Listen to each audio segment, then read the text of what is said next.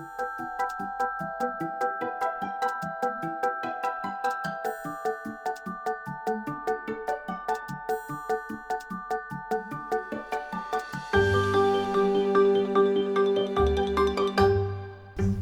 unique setting for a film. It all pretty much takes place in one spot. Can you talk a bit about the challenges? I mean, who was Tom Hardy acting against? Was there an actor in the car? Was it a recording? And also, as far as filming in a car, like how much of this was actually with a car going around streets versus set versus a stage maybe?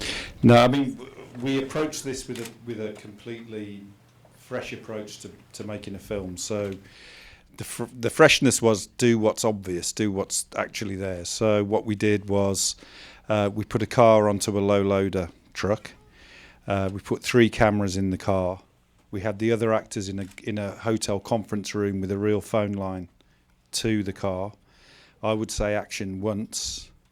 Tom had auto cue with the script. The other actors had the script in front of them in the conference room with some red wine and biscuits.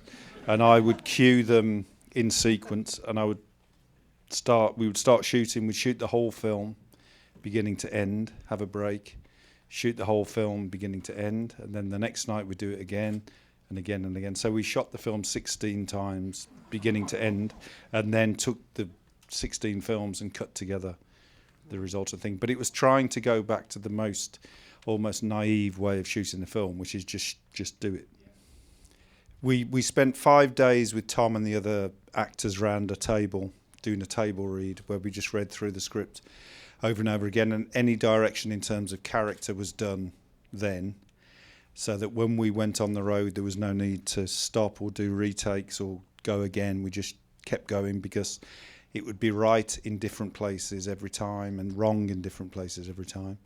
And then halfway through I wrote letters to the rest of the cast, offering alternative motivations, if you like, to get some variety, so that, for example, I wrote to Ruth Wilson, who plays Ivan's wife, suggesting that that she's wanted to get rid of him for a long time, that this is her chance.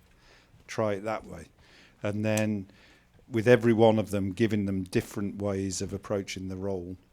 And it was interesting that it was possible to intercut between the different motivations, sort of, to me, suggesting that in real life we've all got many motivations at once, within an hour or a minute even. Where'd the idea come from? Did you have a horrible drive home one day, or? I've had many horrible drives. Yeah. It's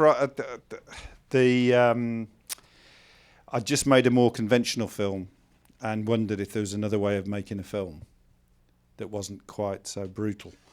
And also, in the process of doing that, we'd shot a lot of test footage for the digital cameras from a moving vehicle. And we used to watch it on a big screen like this, and I just found it really hypnotic and wondered if you couldn't turn that into a theatre and put an actor in there and shoot a play in that environment, so to try and blur the line between theatre and film. The idea was to try and get that the exterior of the car is sort of chaos. It's lights and movement and randomness. And here in the bubble of light is Ivan, who's trying to create order constantly and not succeeding. But, he's trying to do the rational thing at all times. So there's no continuity outside the car because anything can happen. And that just made life a lot easier. At the very beginning, my suggestion was that to make a film, this is when it was still, just us messing about, really, that we make a film that would work with no visuals, so it could work as a radio play, and also work with no sound, so you could just look at it. So it just looks interesting and weird and lights and things. But I mean, the thing that we did was to have 3 cameras at all times, one of them doing the sensible shot, one less sensible, and one weird at all times, for want of a better word. So there'd always be one looking into the rear view mirror or the side mirror or a reflection, so that any sequence that worked in terms of performance, you could cut between 3 views of that same thing. And by the time we finished, we'd got everything, I think.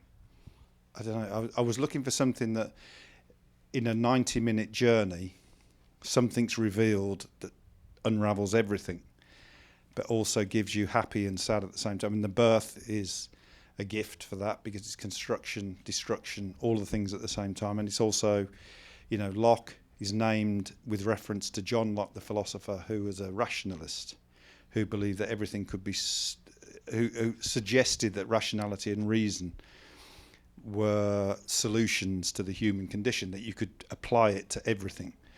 Whereas with Ivan Locke, the thing that he does that is irrational, the mistake, is the thing that at the end is the biggest construction. It's bigger than the building he makes. It's a baby. And he just does it without, you know what I mean? His whole life is devoted to doing things right.